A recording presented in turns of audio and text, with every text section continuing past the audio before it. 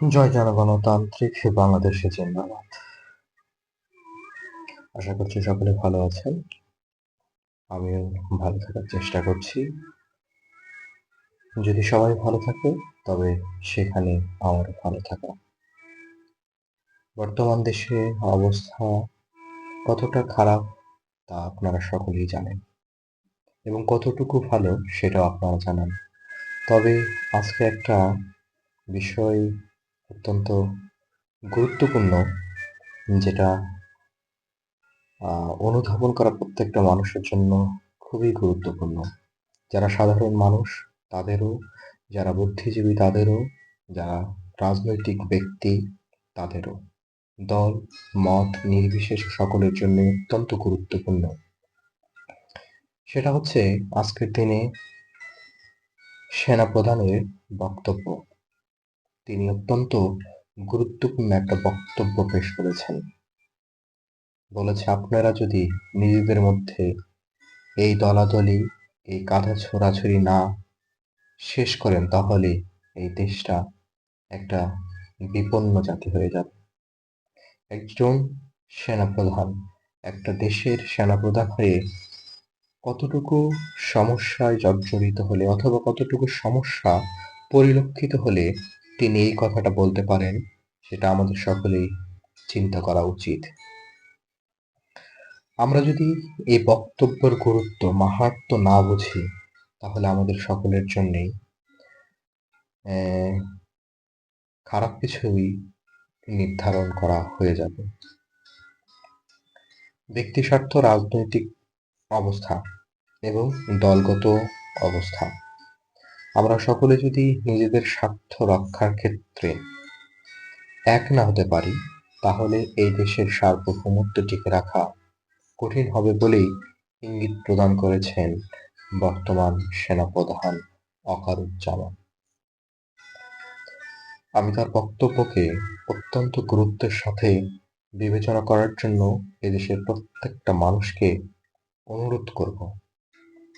আশা করছি সকলে এই সেনাপ্রধানের বক্তব্যটি শুনবেন এবং অনুভব করবে। তিনি তার বক্তব্যে অনেকগুলো কঠিন কথা বলেছে। তিনি বলেছে যে আমি আপনাদেরকে জানিয়ে দিলাম যাতে আপনারা কখনো পরবর্তীতে এই কথাটা না বলতে পারেন যে আমি জানাইনি। তাহলে একজন সেনাপ্রধান তিনি হয়তো কোনো বিপদ সম্মুখীন দেখতে পাচ্ছেন, অথবা এই কন্দলকে তিনি অনেকটা বিপদই মনে করছেন। দেশের অভ্যন্তরে এই কন্দল যদি দূর না করা যায় তাহলে দেশের অভ্যন্তরে অনেক বড় ক্ষতি হতে পারে, আর দেশের অভ্যন্তর থেকেই সেই ক্ষতিটা আন্তর্জাতিকভাবে এই দেশের ভূখণ্ডে আঘাত হানবে। আশা করছি যারা রাজনৈতিকভাবে এই দেশে ক্ষমতায় যাওয়ার চেষ্টা করছে তারা সকলেই নিজেদের মধ্যে কাদা ছোড়াছুড়ি, ঢেল মারামারি, স্বার্থ, ব্যক্তিদণ্ড এবং ব্যক্তি স্বার্থ উদ্ধার, এগুলো পরিহার করে সকলেই এই দেশটাকে বাঁচানোর চেষ্টা করুন। কারণ এই দেশটা আপনার, আমার, সকলের। আপনি যদি ভালো না থাকেন আমি ভালো থাকবো এমনটা হতে পারে না। আপনি আমি যদি ভালো না থাকি তাহলে এই দেশ ভালো থাকবে সেটার সেটা সেটা কখনো সম্ভব নয়। সেটার জন্য যে ক্ষতি হবে তা দায়ভার সকলকেই বহন করতে হবে।